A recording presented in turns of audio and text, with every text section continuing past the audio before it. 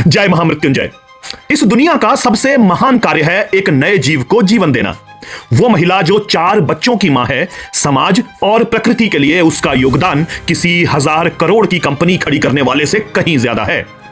एक समाज के तौर पर हम उस दिन हार गए थे जब हमने महिलाओं के योगदान को इस बात से मापना शुरू कर दिया कि वो कितना कमा कर ला रही हैं।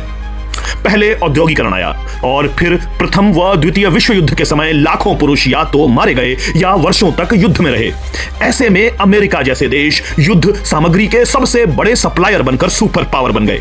उत्पादन बढ़ाना था, कंपनियां खड़ी करनी थी, लेकिन मजदूर कम थे। अर्थव्यवस्था का सबसे मूल सिद्धांत है डिमांड एंड सप्लाई। जब किसी चीज की सप्लाई कम होती है तो उसकी कीमत बढ़ती है।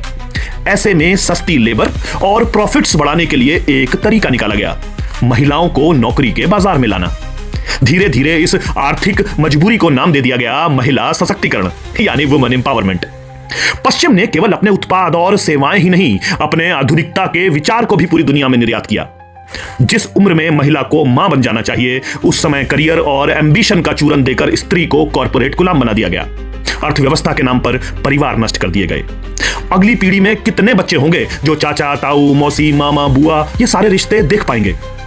दुनिया के लगभग हर विकसित देश में जन्म दर खतरनाक रूप से गिर चुकी है। जापान, कोरिया, यूरोप, यहां तक कि शहरी भारत भी।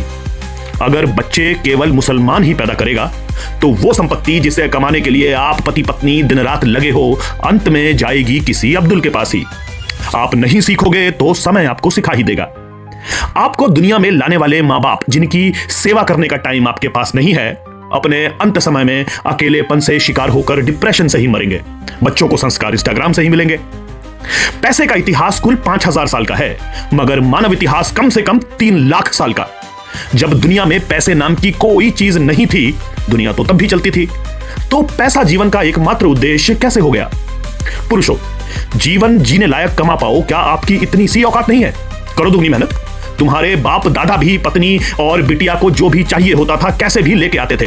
तो आज का पुरुष अपनी जिम्मेदारियों से क्यों भागने लगा? औरत क्यों सहे रोज की धक्का मुक्की, उसे बिस्तर पर ले जाने का सपना देखने वाले सहकर्मी, बॉस की गाली? वो देवी है तुम्हारे घर की, और फिर तुम्हारे लिए ब्रेकफास्ट, लंच, डिनर भी बनाए। ठीक है, अपवाद हो सकते हैं, मगर हमें नौकरी करने वाली बहू ही चाहिए। यह मानसिकता समाज के लिए एक डूब मरने की बात है। अगर महिलाओं की नौकरी मजबूरी ना हो तो डिमांड सप्लाई का नियम वहां भी तो लागू होगा। कंपनियों को पुरुषों को ही दुगना वेतन देना पड़ेगा। जरा सोचिए। अपनी राय कमेंट्स के माध्यम से दीजिएगा और नौकरी पेशा बहनों के साथ वीडियो शेयर अवश्य कीजिएगा। धन्यवाद।